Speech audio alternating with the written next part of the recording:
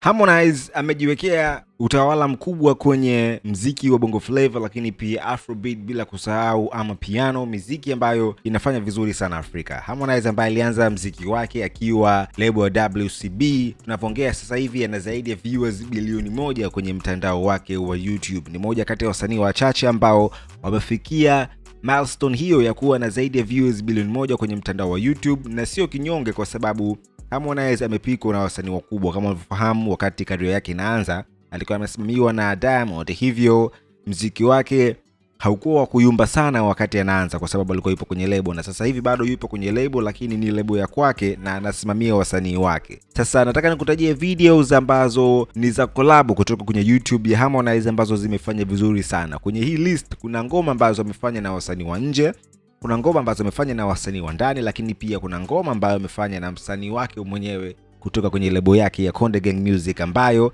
ni msanii Ibra. Kama unavyofahamu, Chinga ni moja kati ya wasanii ambao wanakubalika sana sasa hivi chini ya Konde Gang, na yupo kwenye listi hiyo. Nafasi ya kwanza inaenda kwenye ngoma ya Harmonize ambayo yupo na Diamond Platnumz, inaitwa Kwangwaru, ngoma ambayo ilitoka miaka 7 iliyopita, bonge moja la track.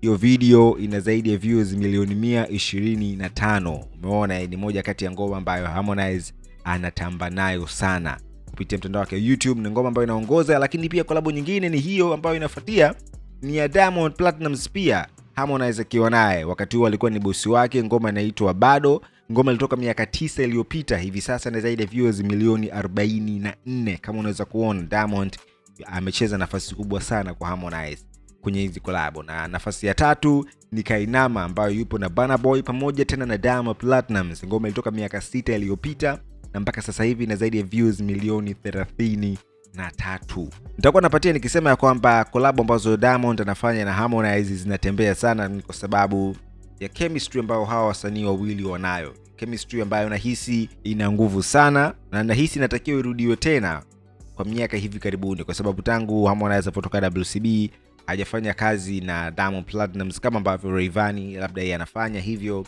mashabiki wa Konde Gang wana style hiyo kitu. Harmonize inabidi aweze kuangalia nini cha kufanya. Collab nyingine yuko na Richie Mavoko, ngoma inaitwa Show Me, nayo pia ilitoka miaka 7 iliyopita, ina zaidi ya views milioni 28 kwenye mtandao wake wa YouTube.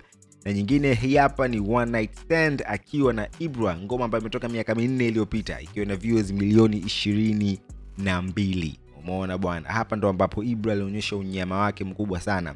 Ngoma ni ya Ibra lakini ipo kwenye YouTube ya Harmonize, ilikuwa ni kama kumpush hivi dogo aweze kwenda. Umeona, lakini pia kwenye hiyo list miaka 3 iliyopita Harmonize alifanikiwa kupata remix ya ngoma kali sana ya mapiano ambayo trend sana Africa, Mandakiwe, akiwa na DJ Obaz pamoja na Lenny Lee. Mandakiwe remix inafanikiwa kuwa na views milioni 32 na ilitoka miaka 3 iliyopita. Shout out to Konde Gang kwa kuendelea kuwakilisha muziki wa Afrika, lakini pia shout out kwake kwa kuendelea kusupport vijana wengine kama ambavyo alisupportiwa yeye. Niambie ni msanii gani ambaye ungetaka kujua details kuhusiana na kazi zake za muziki na kwenye platform tofauti za muziki. Unaweza kawa ni video au audio. Usisahau kusubscribe kupitia YouTube channel yetu ambayo ni PJ Classic Media.